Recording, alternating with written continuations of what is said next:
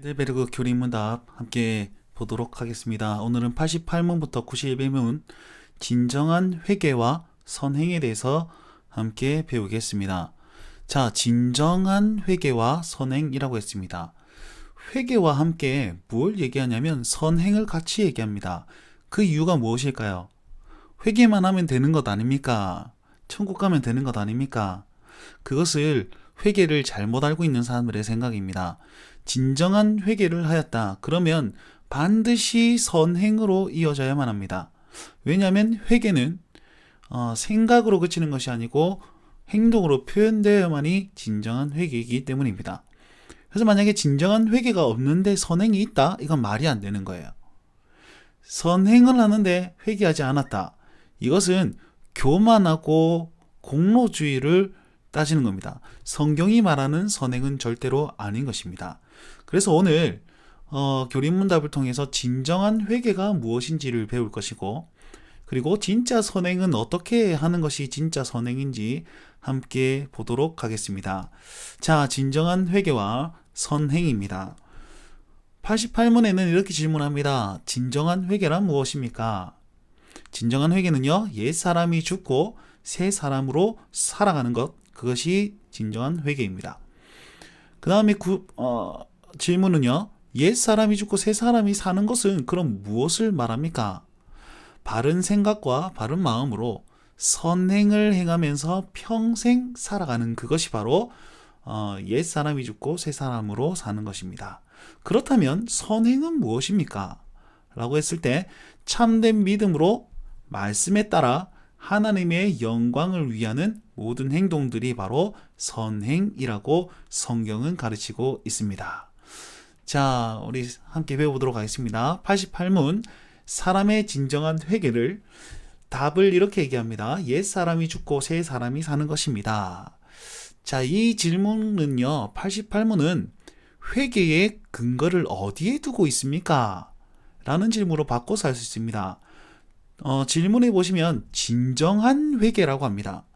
진정한다는 말은 가짜가 있다는 뜻이지요. 그죠? 가짜가 있으니까 이건 가짜가 아니고 진짜야 라고 얘기하는 거잖아요. 그럼 가짜 회개는 어떤 회개입니까? 감정적인 회개. 눈물만 흘리면 다 회개했다라고 보는 것, 그것입니다.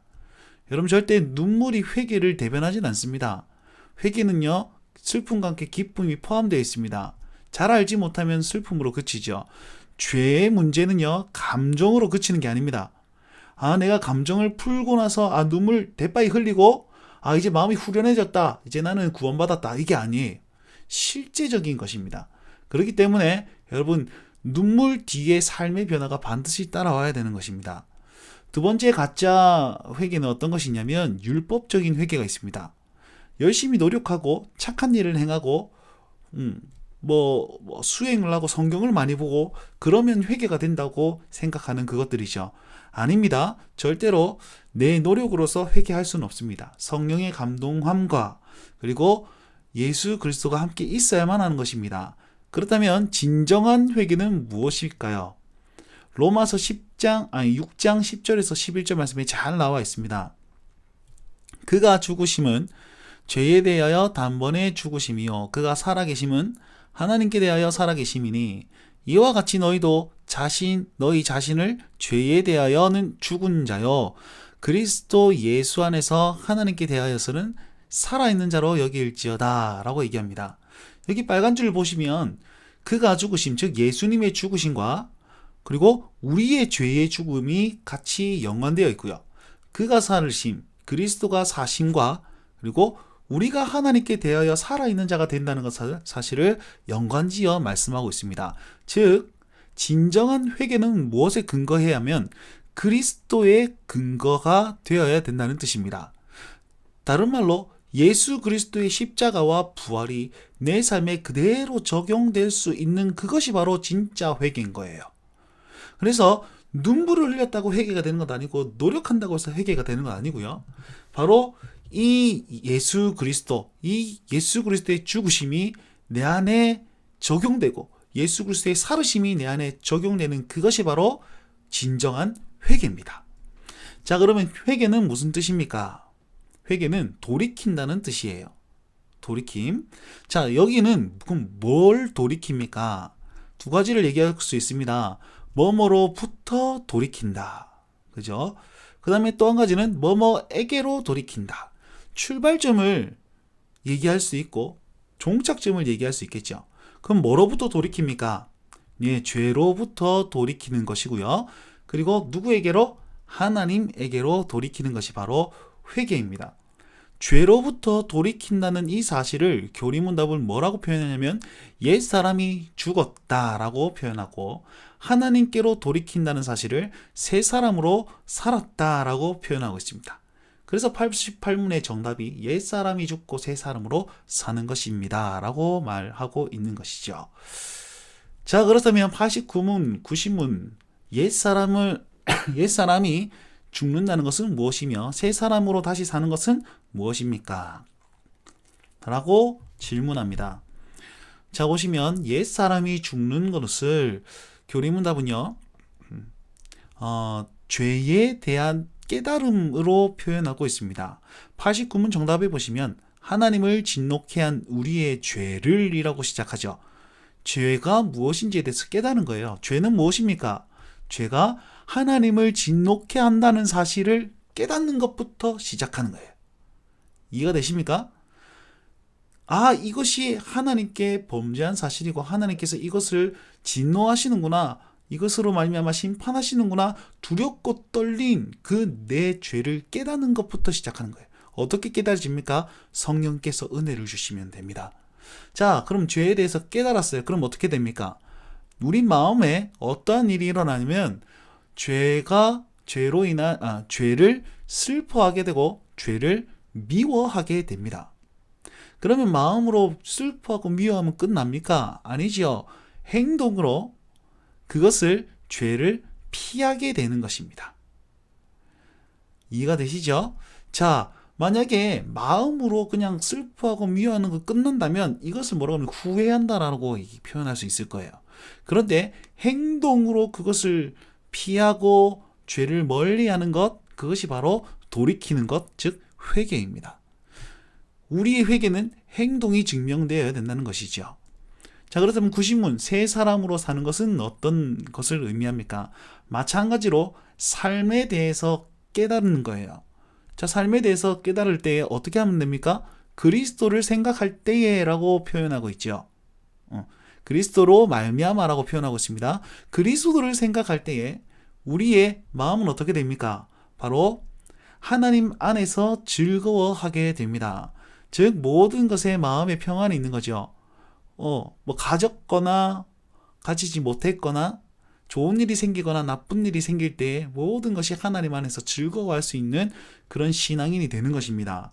자, 그렇다면 그렇게 만족만 하면 끝납니까? 아니지요. 행동으로 표현되어야 되는데 어떻게 되냐면 하나님의 뜻대로 행하는 모든 선한 것을 행한 것입니다. 즉 선행을 행한다는 것이죠. 그리고 또한 선행을 사랑하고 기뻐하는 삶입니다.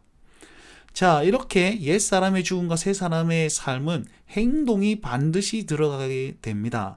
깨달음과 마음의 확신과 행동이 같이 있어야만이 그것이 바로 진정한 회개가 되는 것이죠. 그런데 이 진정한 회개는 언제까지 해야 되는 것입니까? 그냥 한번 깨닫고 한번 행동하면 되는 겁니까? 아니지요. 평생토록 그것을 지키어 나가야 하는 것입니다. 89문, 90문의 답에 보시면 초록색으로 표시된 게 있습니다. 바로 죄를 얘기할 때에 옛사람이 죽는 것을 얘기할 때에 더욱더라고 표현하고 있습니다. 그리고 새 사람으로 사는 것에 대해서 모든이라는 말을 써서 표현하고 있습니다. 더욱더는 계속이라는 뜻이고 모든이라는 전부라는 뜻이죠. 즉 우리 삶에 일시적으로 그것을 행하는 것이 아니고 평생 동안 그것을 그렇게 행하며 사는 것이 바로 진정한 회개라는 사실을 답변에서 우리는 깨달을 수 있는 것입니다.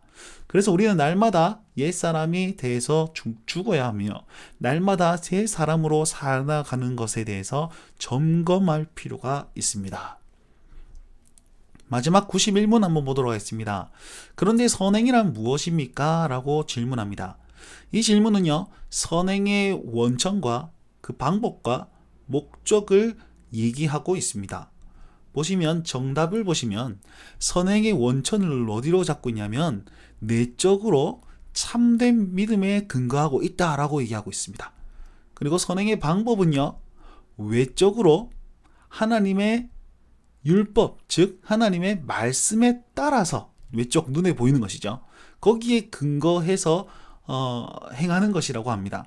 그리고 마지막 선행의 목적은 무엇입니까? 바로 그의 영광을 위해, 즉 하나님의 영광을 위한 것이 되어야만이 선행이라고 말하는 것입니다. 자, 그렇다면 선행이 아닌 경우는 어떤 경우입니까? 보시면 내적으로 보았을 때 그것이 자신의 생각이 되면 선행이 절대로 아닙니다. 외적으로 보았을 때 사람의 계명을 따르는 것은 절대로 선행이 되지 못합니다. 자, 이게 우리 세상적인 생각과 성경이 말하는 선행이 조금 달라요. 예를 한번 들어봅시다.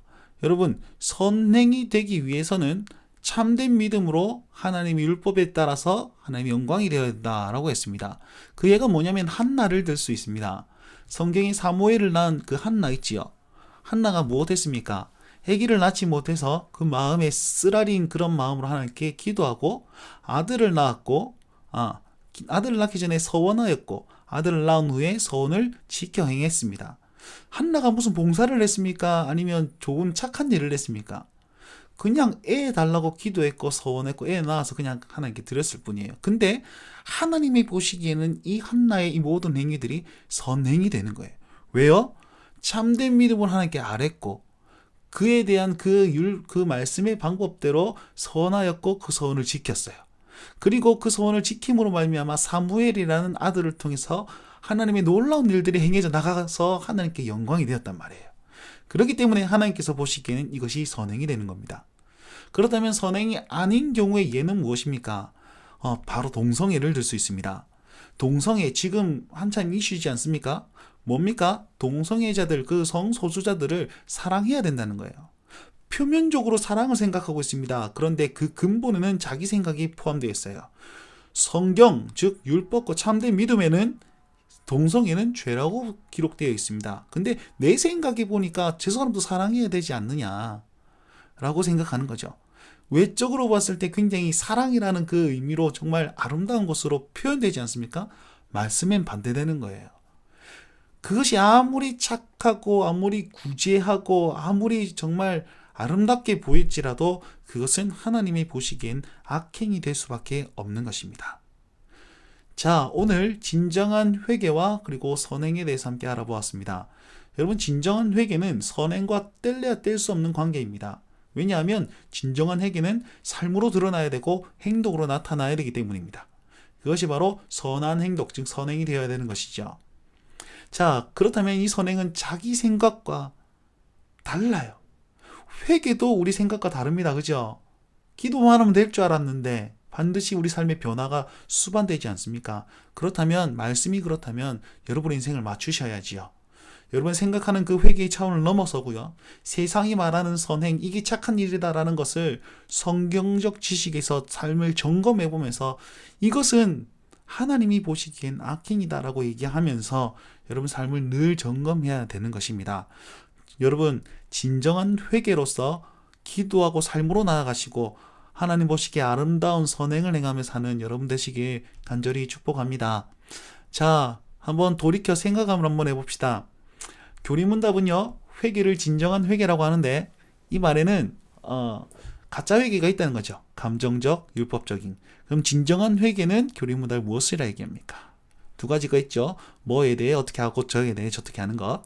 그 다음에 핵심은 무엇입니까? 한번 기억해 보시고, 회개는 돌이킴을 의미하는 것이 강합니다. 돌이킨다는 것은 두 가지 의미가 있는데 무엇입니까? 그리고 그런 삶은 어떤 삶인지 얘기해 봅시다. 진정한 회개는 선행을 동반합니다. 선행에 필요한 것이 무엇이 있습니까? 그리고 내가 생각하는 것 혹은 세상이 생각하는 선행과 어떻게 다른지 한번 배워보시고 나누어 보시고, 마지막 네 번째, 진정한 회개의 기도는 어떻게 되어야 될까요? 한번 기억하시면서 삶을 잘 점검하시면 좋겠습니다. 자, 지금까지 89문부터 91문 진정한 회개와 선행에 대해서 함께 배웠습니다. 여기까지입니다.